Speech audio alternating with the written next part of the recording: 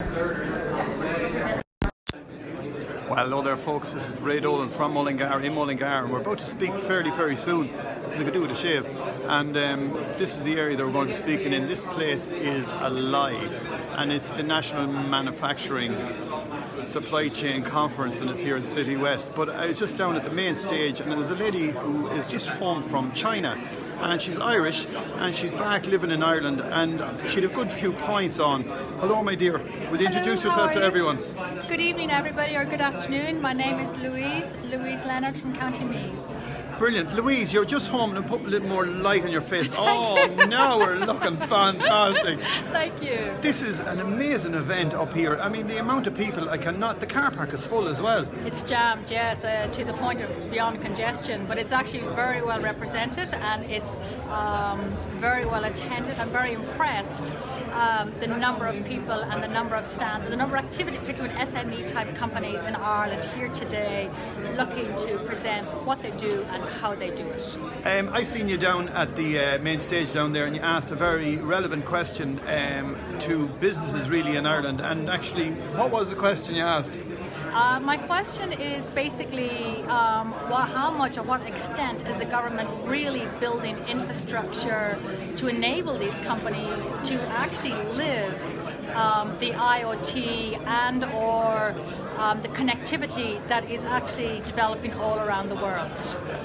Question for you. You're from Meath. You went to college in Donegal, and then where did you go after that?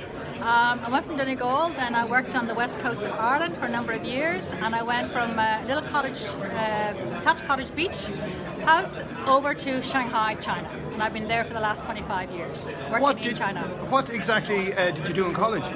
In Dublin, I studied business management with catering. In Donegal, I did aquaculture, and I worked in it in the west coast of Ireland. And then I went on and did further study in marketing and market research, online, offline, through universities in the UK. Amazing. And so you ended up 25 years over in China? Yes, I did indeed. You never got a Chinese accent? They didn't allow me, I wasn't part of the visa. But I will say Xinyan Kuala to the people who are listening and understand, and those who are from Met in Shanghai who are listening now, how's it going? Tell me, what did you do over there? I run my own company. I was one of the first women actually to open her own business, well, foreign woman to open her own business in China 25 years ago. It was quite unusual.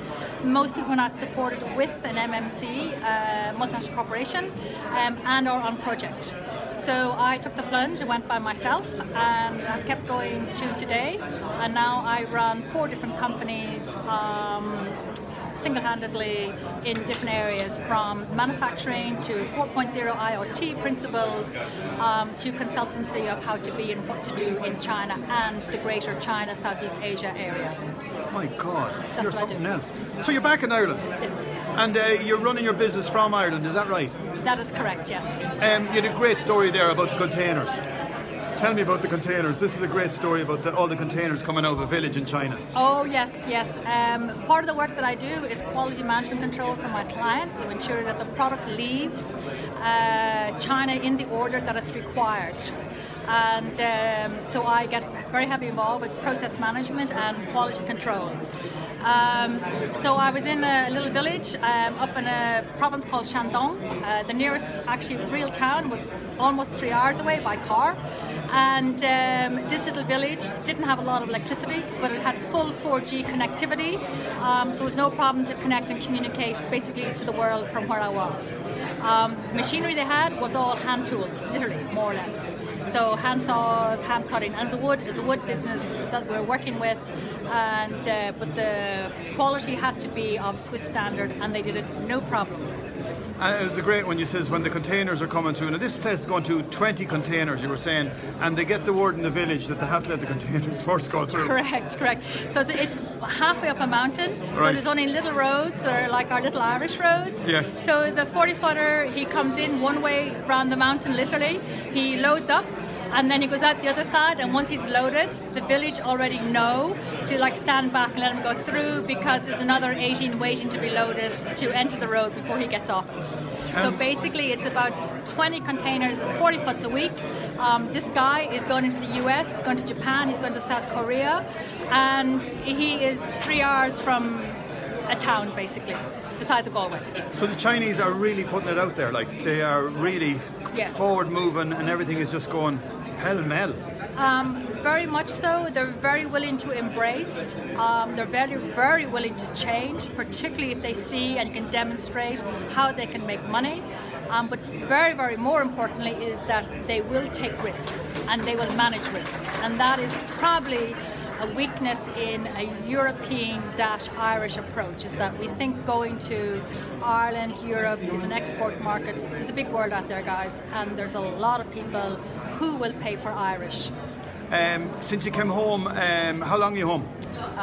2 months.